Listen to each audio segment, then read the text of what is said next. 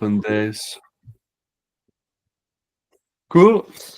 Hey, Rens, good to have you here. I'm really looking forward to learning about Zazu a little bit more, understanding how to build a neobank, basically.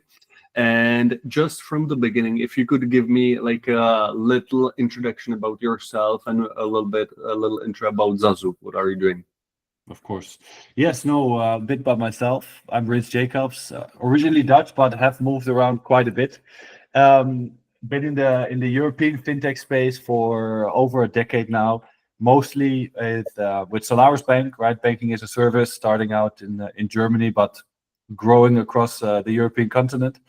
Led there the commercial organization. I led that from very few people to I think 60, 70 plus people at the end. We also reached unicorn status, so we were very, very excited and proud of that, of course.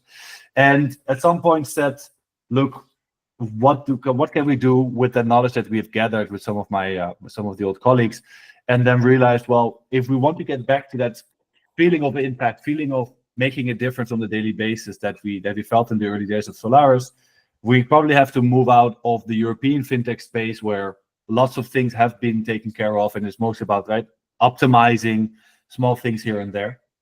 So we said, why not take that knowledge and bring that to Africa? And just saying Africa, this still means 54 countries. So we did quite a bit of research, and probably we'll get into that in a second.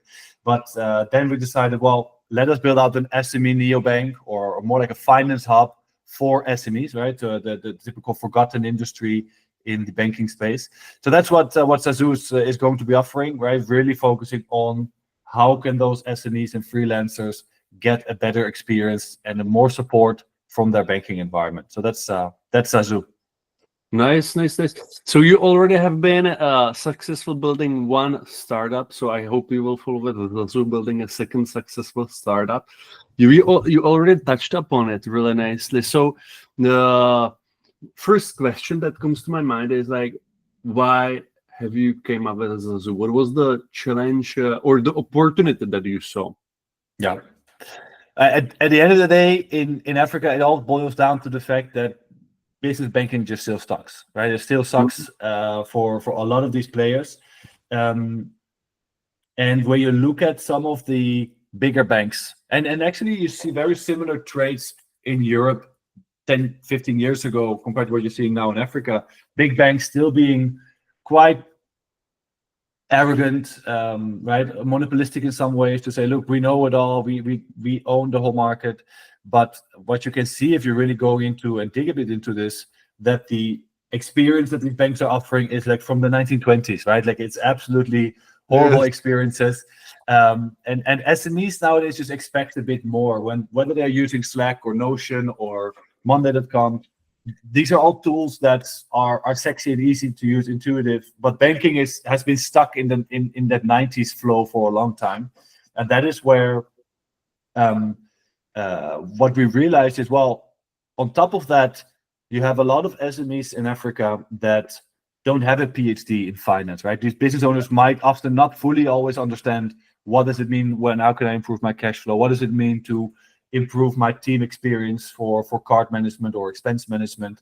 So if you make it already difficult for them from the start, then making their business thrive is going to be that much more difficult. And that is why we say, how can we make that easier for them? And that's where really the opportunity sits. We've seen that work in Europe with the likes of Tide, Konto, Finom, in the US with Mercury, in Asia with Aspire. But in Africa, we still see that leading neobank has yet to fully emerge.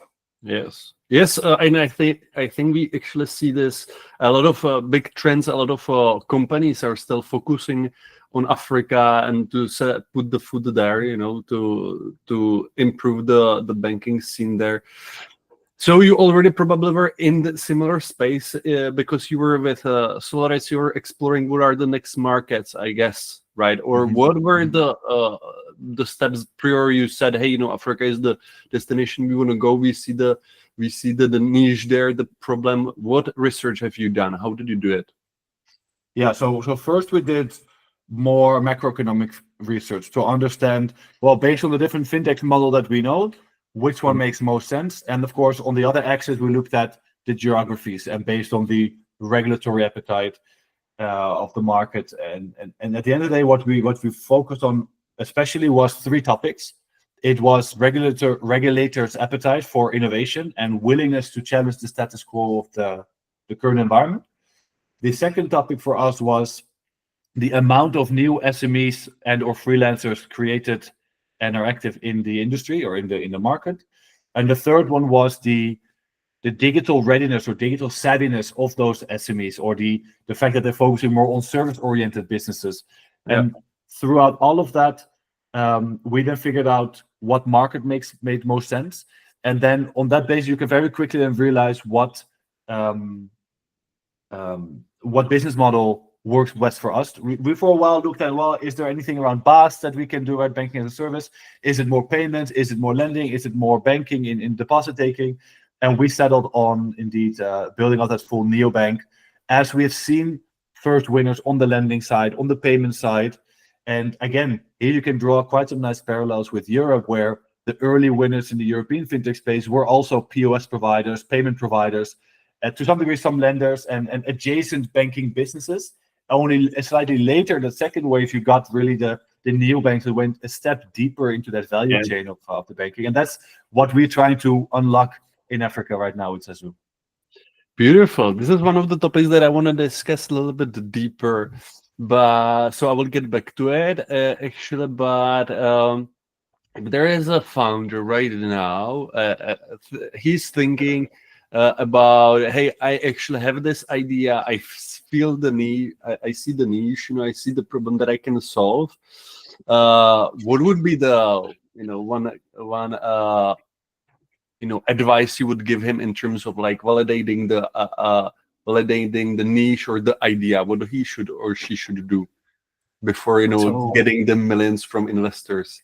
Yeah, also that by itself is its own journey. But one thing I think that is most important to understand is, of course, it comes down to the problem that you're facing, but you need to go probably a step deeper into who is exactly affected most or has the most pain from that problem.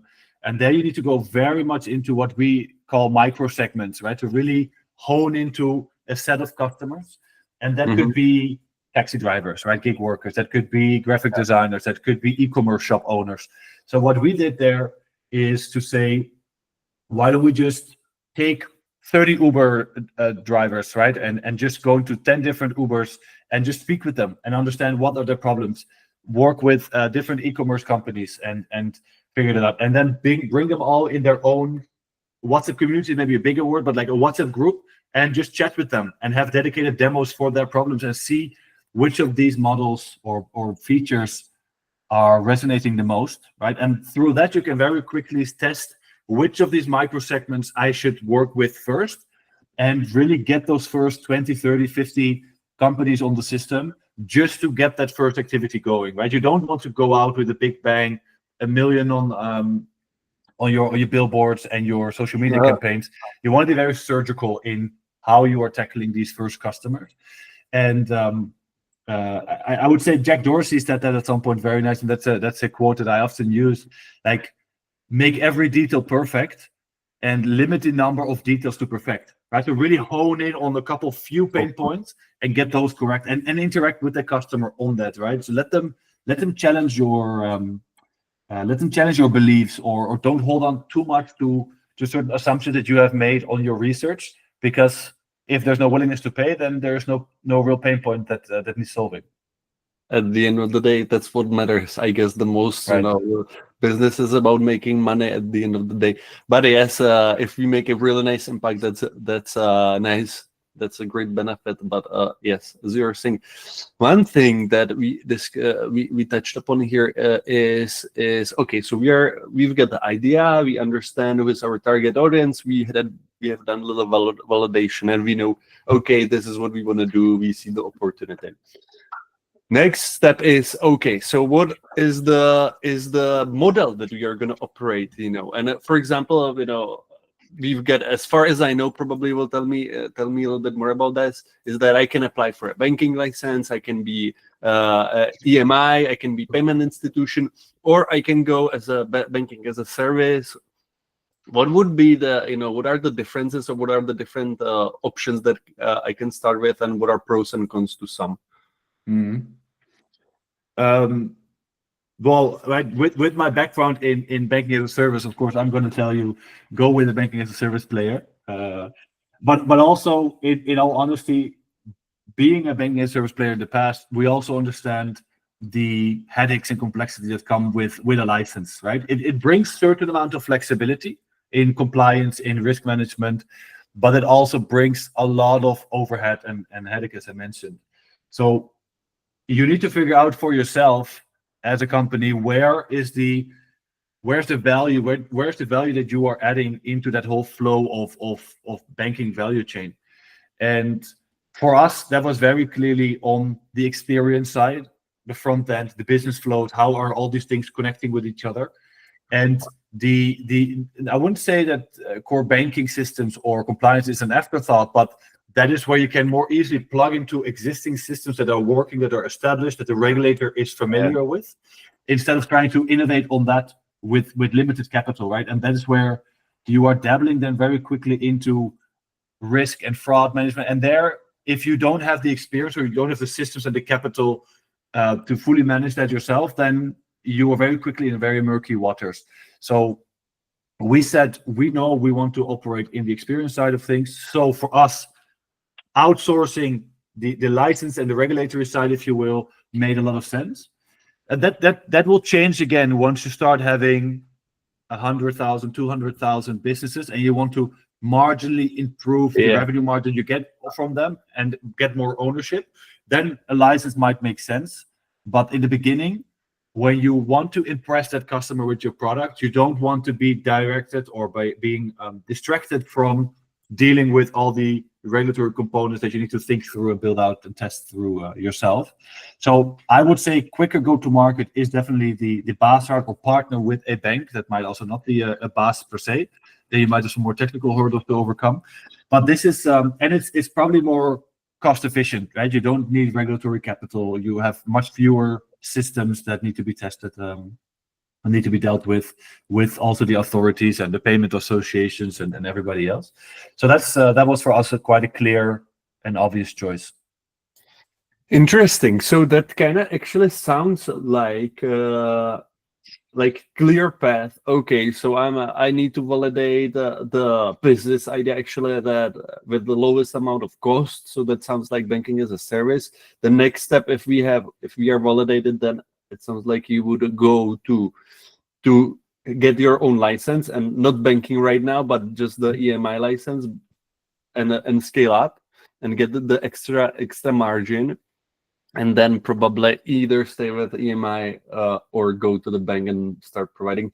Does it even make sense to get a banking license in these days, or is it just okay to stay EMI and not becoming a bank? So in Africa, of course, you have some different dynamics than you would have in Europe, right? So there's some things to be said. With a BaaS or with a limited license like an EMI or payment license, you will still to some degree be at the mercy of the bank, right? There have some kind of vendor lock in there still. Always a big revenue proportion of a bank is, of course, the interest rate, which an EMI might have access to in a commercial relationship with the bank, but not by the core of its existence through the license.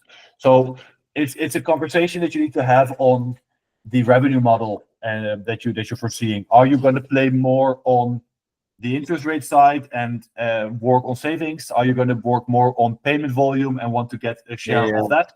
So it depends heavily on how your proposition comes together and what your wedge might be, right? If you come from payments, it might be more natural to stay on an EMI. If you want to go more into lending, or you come from lending and you want to play with that balance sheet, then of course a full banking license might be more relevant for you. In different jurisdictions in Africa, you might not even have a full EMI license or detailed payment licenses just yet. There's a lot of talks, for example, in South Africa, where we are piloting. There is now talks of an EMI license sort. It's heavily inspired by how Europe has done this. It's not live yet, so you have very few options available right now other than to actually work with the banks. And them being the gatekeepers is not always the best thing, of course, because there is some lobbying as well in that regard. But that's why the regulator, and that's again why we chose for South Africa, because the regulator is keen to see more innovation in there and want to change that interaction with fintech. Interesting. Yes. The business model is the interesting thing, right? So, okay, also when I'm thinking about licensing, I need to also think, okay, so where I will eventually make money, is that basically what you were just saying? Okay, do I want to do the loans? So if you summarize this, what are the options, me as a first-time founder, what I can do? What are the business revenue streams as a neobank, let's say, right, or fintech? What are the revenues? Interchange fees, for example, as far as I know, card fees, payment fees. What else? Yeah. So typically, as a neobank, or maybe how we are structuring this on our side is we are seeing 3 or perhaps 4 revenue streams that we're building for. So the first one and the most obvious one in the beginning is the subscriptions, right? So your typical product bundle, a la SaaS models, what you would expect from a neobank nowadays, right? With your essentials, premium, pro packages. And the second pillar would be what we internally call network revenues. So these are the interchange from the card, the share of the deposit interest rate from the bank. And that only comes in with activity, right? So that's your revenue to kind of make once a customer comes in, and to make sure you get that through retention. And the third one, that is not a traditional revenue from a neobank, but I think it should be, and I think there's much to be said on that probably a bit later, when it comes to additional services, right? And we build up a marketplace around the traditional neobank offering of account card payments. And we have said, well, as an SME, you need more than just your account and just more than your card. You have payroll systems, you have online acquiring systems, you have maybe a separate lender or working capital elsewhere, you have accounting systems, but all these tools are not talking with each other. So let's make sure that these are integrated to at least to some degree, so that the data can flow between those tools. And for every contract that we are selling to one of our customers, we of course get a referral or sales commission, right? So that is a third model, and that is expected to grow exponentially because it grows with the number of customers, but also with the number of partners that you have on your marketplace. So that's the third one. And the fourth one comes close to that marketplace as well, but that is where we are working with lenders, where we get a share of the revenue of the interest rate. And we don't take on any risk there ourselves. We are effectively just introducing customers. But over time, we can start, at least commercially, taking share of that default risk, to make sure that if we take care of 50% of the default risk, but therefore we get a higher share on the interest rate that the customers are being charged with.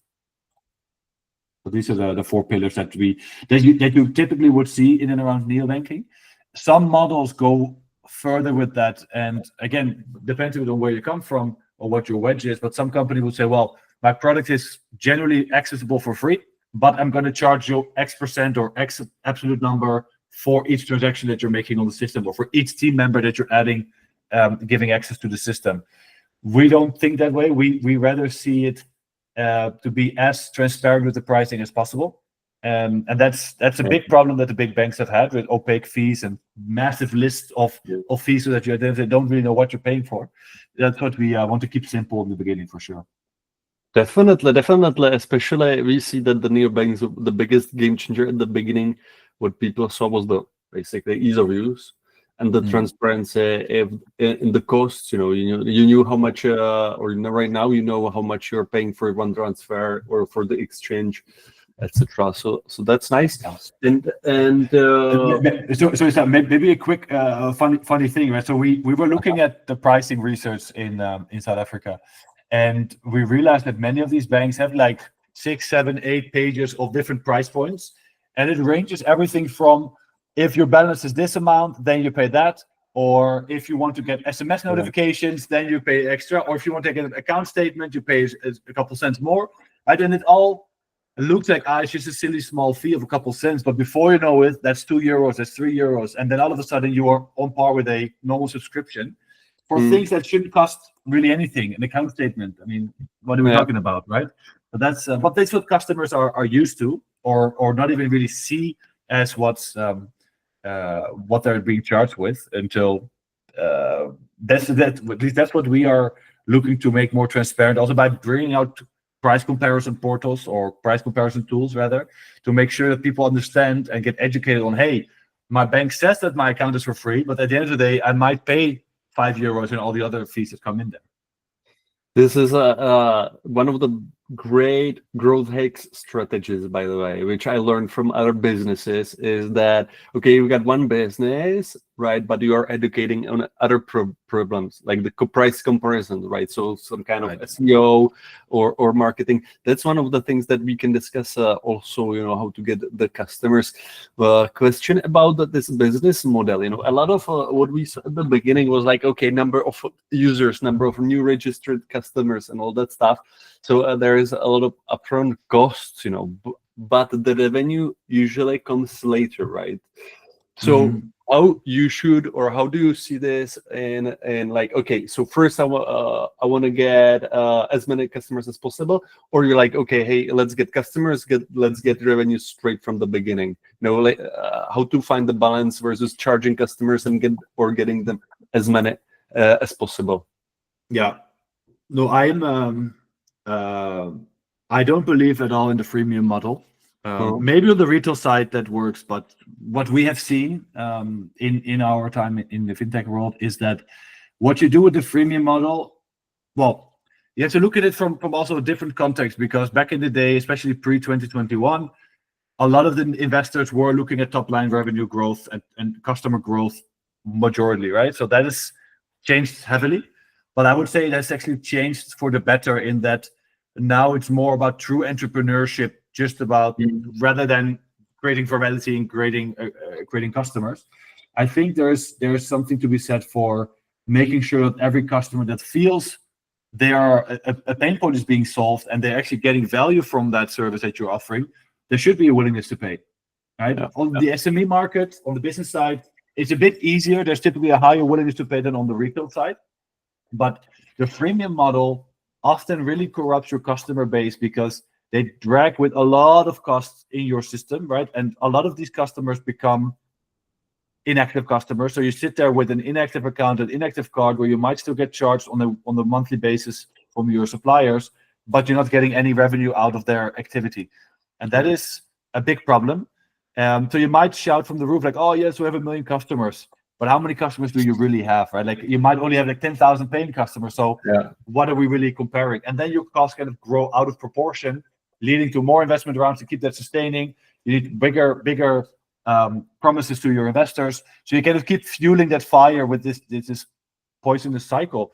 And that is what we don't believe in at all. I'd rather be a profitable company with like 20,000 customers that are all paying, and they want to pay because they see that we are solving a problem for them, right? And that should be that exchange of value. And that's what I'd much rather do than having 1 million customers that are not paying. But maybe in the future, I can convert them by adding a new feature and getting access to them in a different way.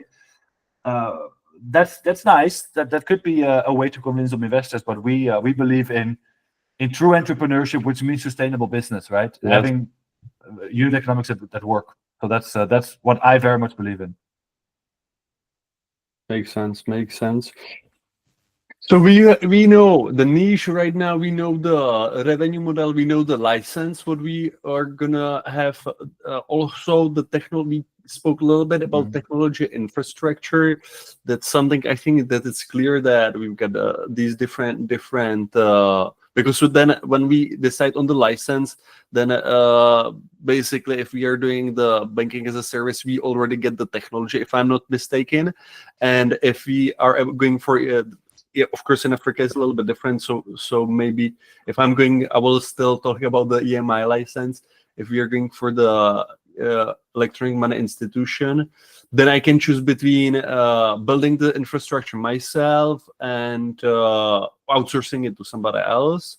Right. That again, there is trade-off between costs and speed and stuff like that. But that's just to founder to decide. Maybe just one sentence about this. Is it better to build or is it better to buy? I think it comes back to the same topic of where do you want to play, right? Is your play more that experience side? Therefore, your front end is the one that you should own and be the one to create value on, or not.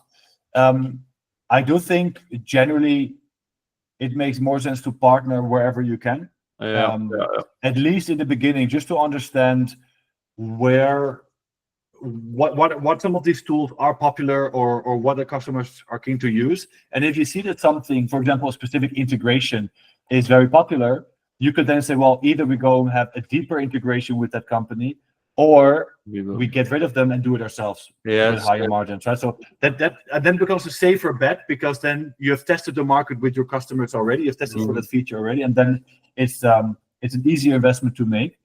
But generally, I'm a big fan of partnering, and that's largely the philosophy of Zazu, of like partnering and being open and sharing the data where customers want it to be shared.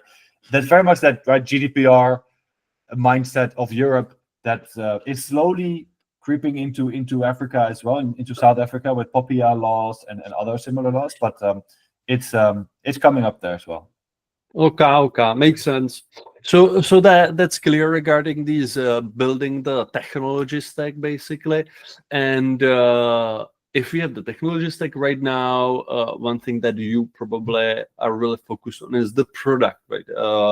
The design and the features and stuff like that.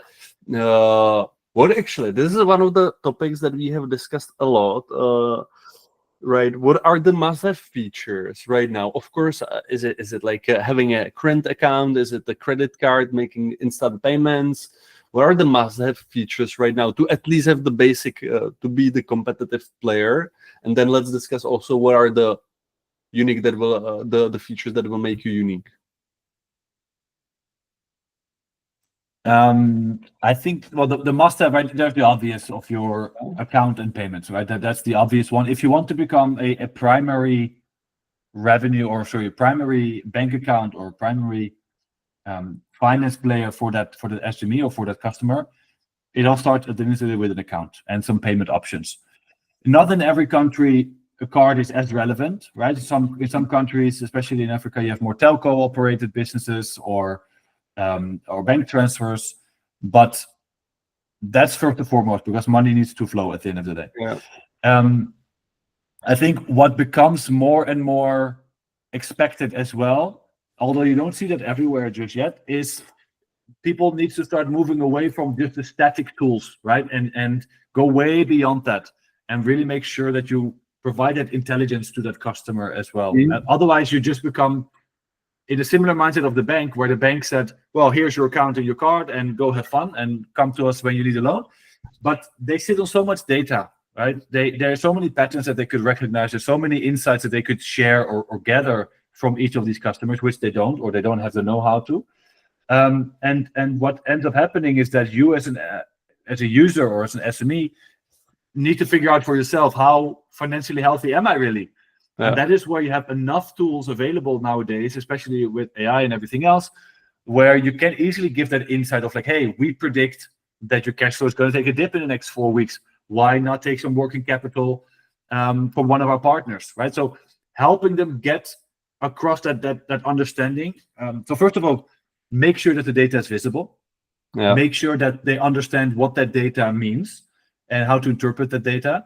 And by suggesting next steps, also offer those next steps. And exactly right, like with the working capital example I just gave, I think that is where you need to go into more and more. And then the next step, which would come a bit later, and is to some cases a bit scary for some customers, is to what extent do you want to have that automated, right? If your financial health drops below a certain score, if you have set up a certain scoring system, would you at some point let an AI system make certain lending decisions or payment decisions or invoice payment decisions for you? Or would you always want to be in control as a human that's operating everything? So that is where I think we're at the crux of that, of like how much would you automate your finances so that you could truly, right, let the bakers bake, let the graphic designers design. Yeah. That's going to come up next, which is probably going to take a couple more years, just because people need to feel comfortable enough that a system is taking care of your money flows, and that's a bit scary at times.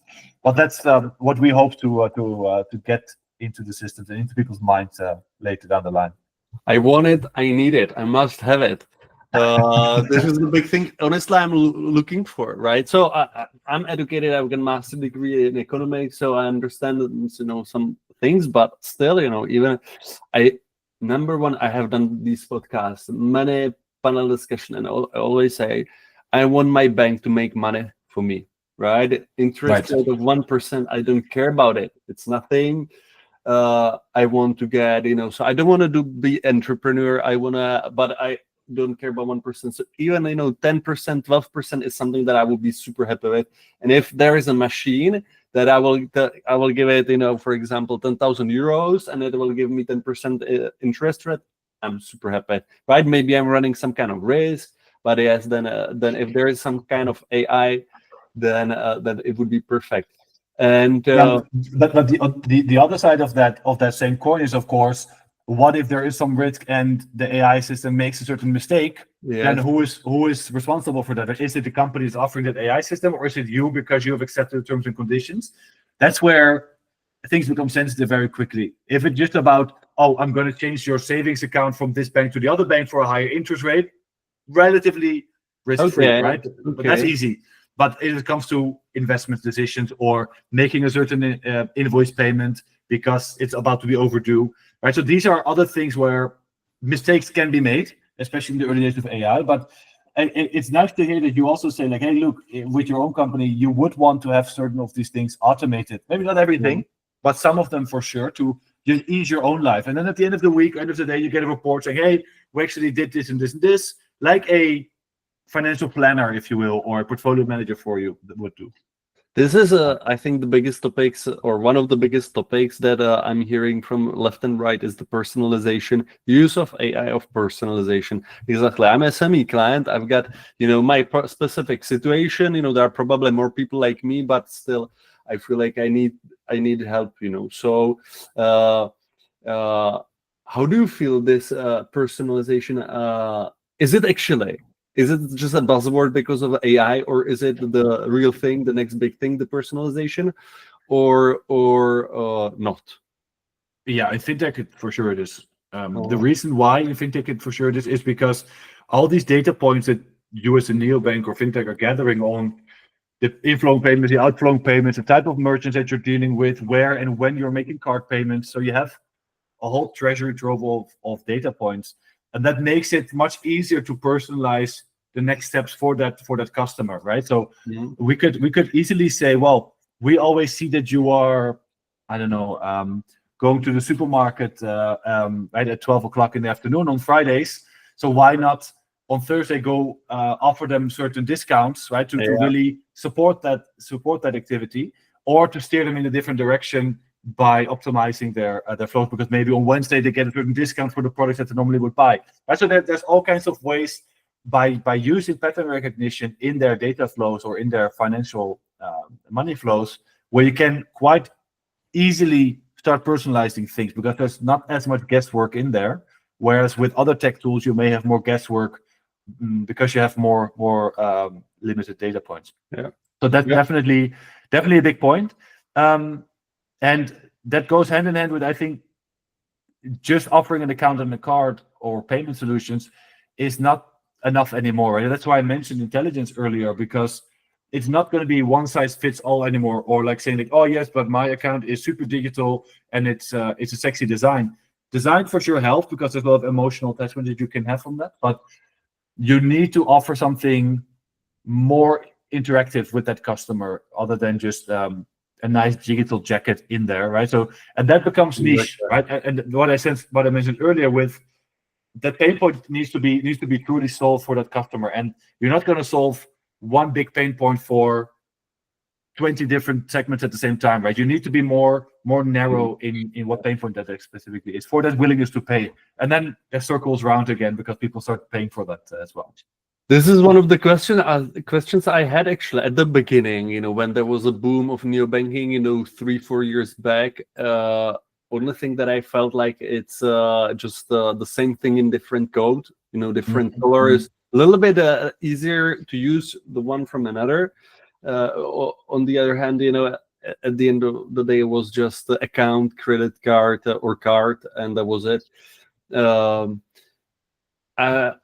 if I'm thinking also about the features, right? So you can have so many features, especially right now with the AI, so many opportunities, right? So we are thinking, okay, we can build this, we can build that. How do you prioritize these features to still stay lean? I guess you cannot have as many 1,000 features, and how do you prioritize this? Yeah, prioritizing features is a bit of a balancing act where you of course need to, on the one hand, first of all, prioritize certain features that might deal with system stability or compliance topics, right? So like the upkeep of the system, that's one big bucket of features. And then the other set of features is indeed coming from what's out there in the market, what trends are we doubling down on, or what activity do we see from customers. And that is where, as boring as it may sound, but you just need to listen to the customers because they will tell you. Yeah. And right, if you stay very far away from them or think you are too good to talk to them, that's where you're gonna run into problems very quickly, because then again you're kind of missing very quickly if they have a willingness to pay for things. And that is why we're building out these communities to be able to very quickly tell them or ask them, like, hey, should it be this button or that button? Should it be that integration or this integration? Right. And through that, you're truly building for customers instead of just presenting something that is coming from your own brainchild. And that is where the big difference comes in.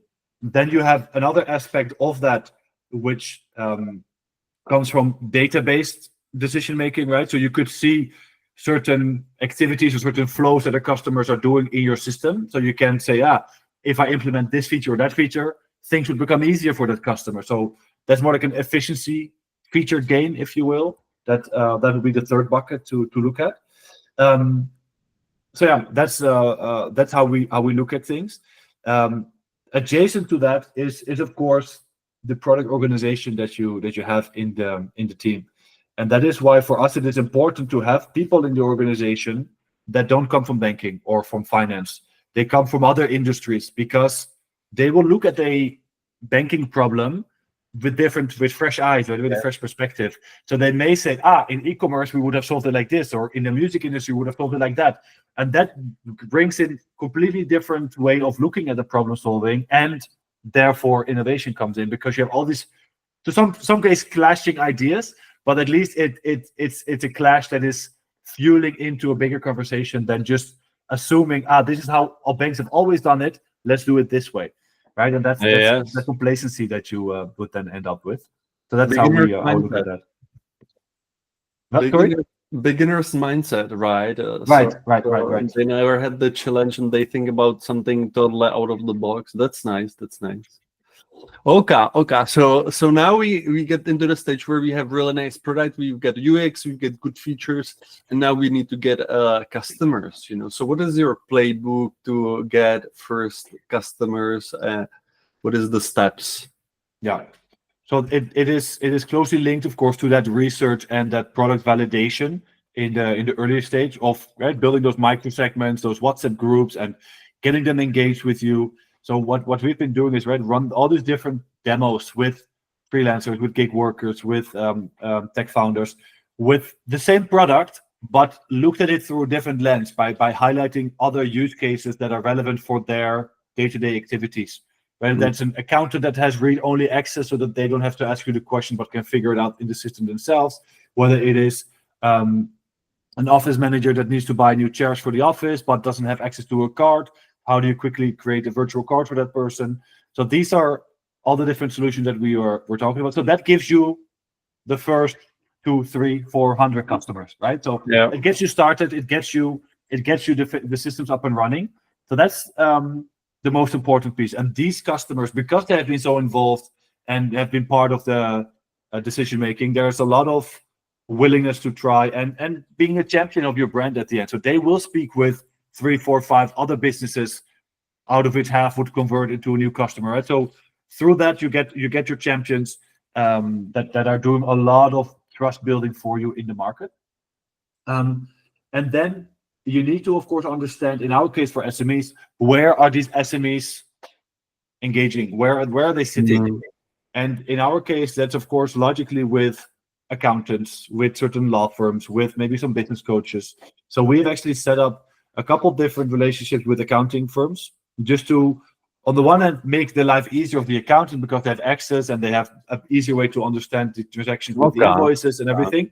That gets you to that next stage of a couple thousand businesses, perhaps, right? Because again, you get introduced through a trusted channel for those SMEs. They believe in there, or they trust their accountant, they trust their lawyer to some degree, of course, and that's the next step. So that gives you a couple thousand businesses.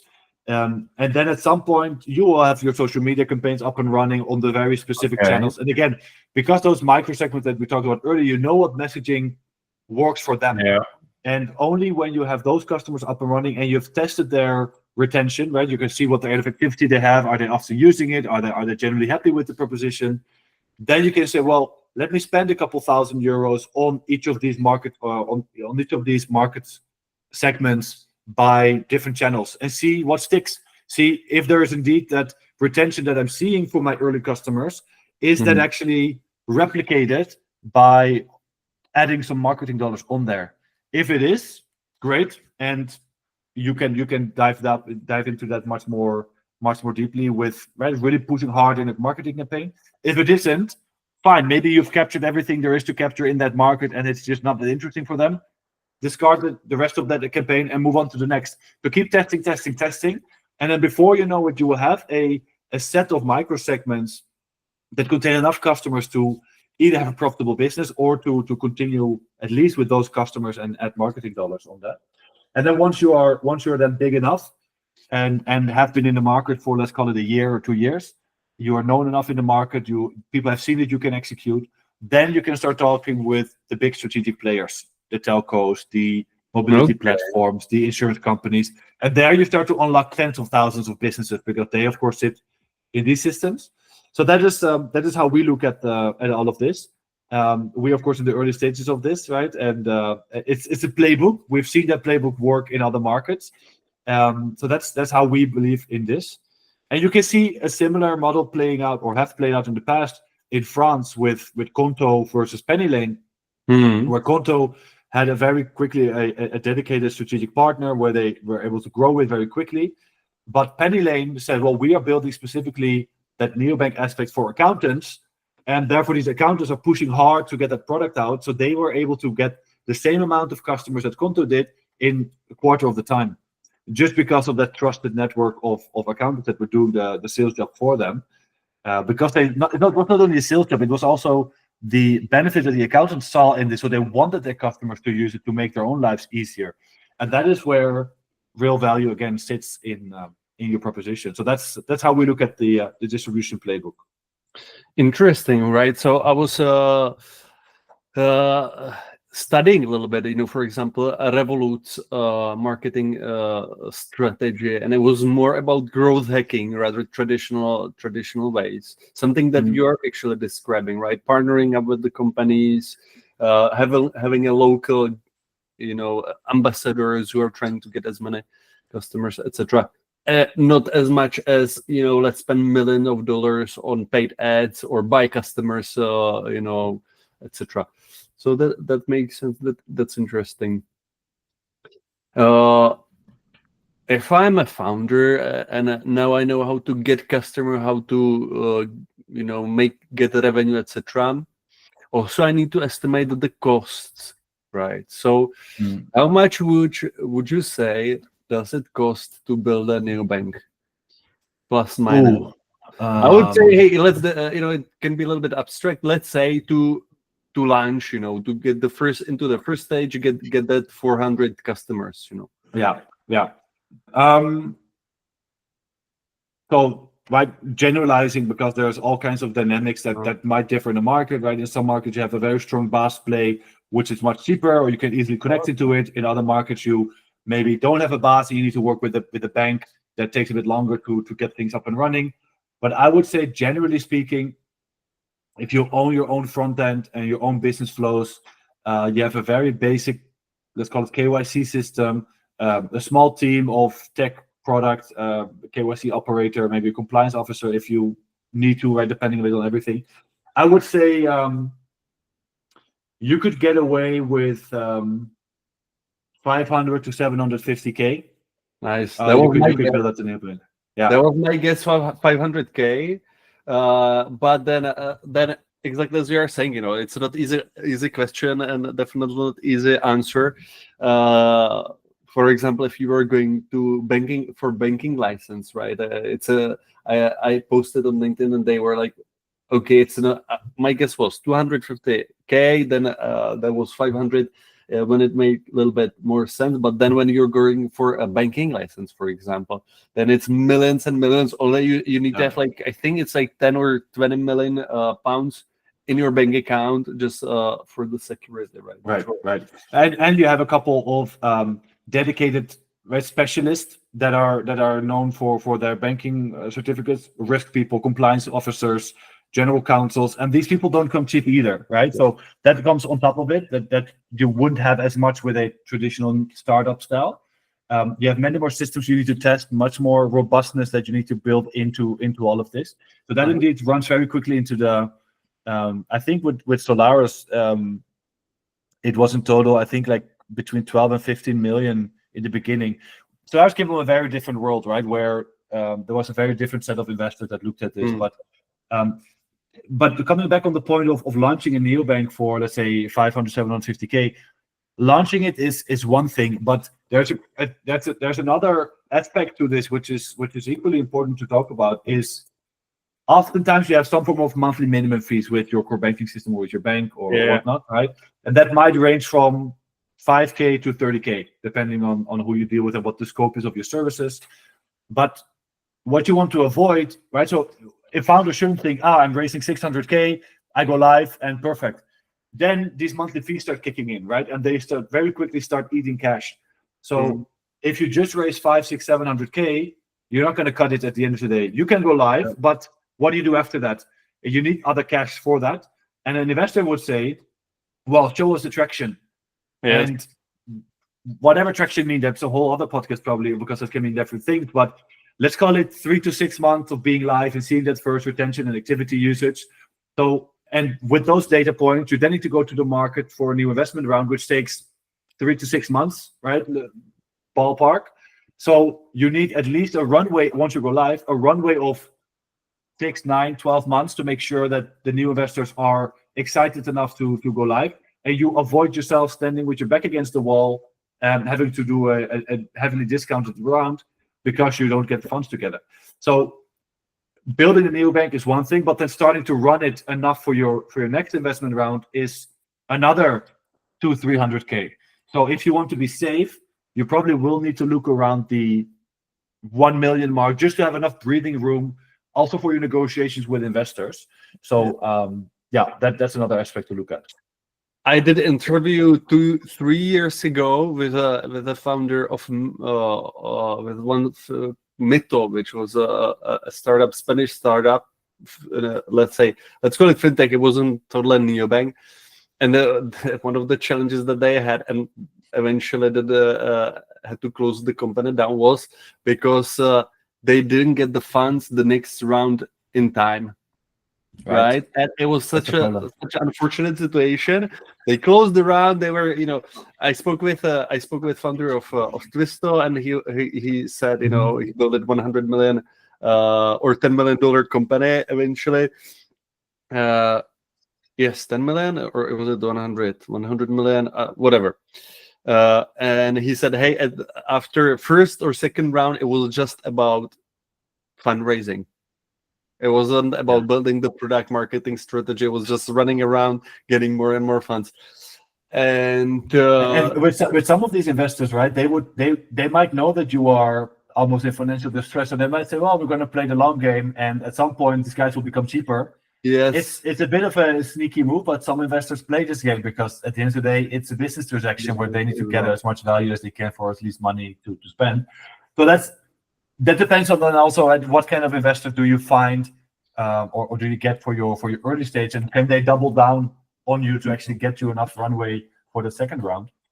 But this is a whole other topic than just building the business, right? There's a lot of other tactics there. I wish you to get as many clients as possible, be as profitable as possible, and get the best investors as possible. I honestly just I have been talking to people, from banking as a service, from core banking solutions, and those are the ones who are building the new neobanks, right? They're the closest, and Africa is one of the really hot markets. So at least, it seems like you have chosen really well. Is there one thing that you would say to the founders who want to build a neobank? Any last tip? Don't do it. It definitely gives you some gray hair, but no, I would say you are going to run into problems, right? You will have partner banks that may drop off in the last minute, and you need to find other solutions. But that's just building the resilience in you, right? So as long as you are convinced of the product proposition, and you have the first customers you're dealing with, and they give you good feedback, just remember that's what you're doing it for, right? You're doing it for these guys and girls that are struggling with their banking environment, and just build for them and treat everything else as something that will be solved at some point. Because if the customers are there, the rest will follow at some point. Love it. Rens, thank you very much. I don't have any more questions. If there is a last thing that you want to mention, go ahead. But other than that, it was a really pleasure to talk to. No, thanks a lot. Thanks a lot. No, if there's any African listeners or any South African SMEs listening, join us on our website, right? get-zazu.com. Go to our waiting list, sign up. We have a really, really strongly growing waiting list right now, looking to launch very, very soon. So stay in the loop, and we will make it very soon. Beautiful. Rens, thank you very much for your time. Pleasure to talk to. And as the next steps, I think in terms of timelines, it will probably take me 2 weeks to take care of this, right? This whole thing. I will send you the last version of basically article, right? And then regarding the report, we plan to do it because we don't want to release it in summer because everybody's on vacation. Right, so the release probably will be in September, October, but the finished version probably is going to be in June, July, in July, August. Okay. Yeah, I think I can understand it because then we don't want to launch that. No, I understand. No. Okay. Yeah, no, perfect. Looking forward to it, man. Thank you very much. I will keep you in the loop. And honestly, thanks for having me.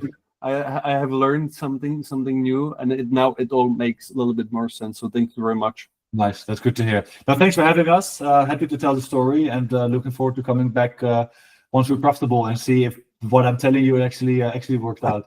I'm confident. Very good. Thanks a lot, Simon. Have a good day. You too. Bye-bye.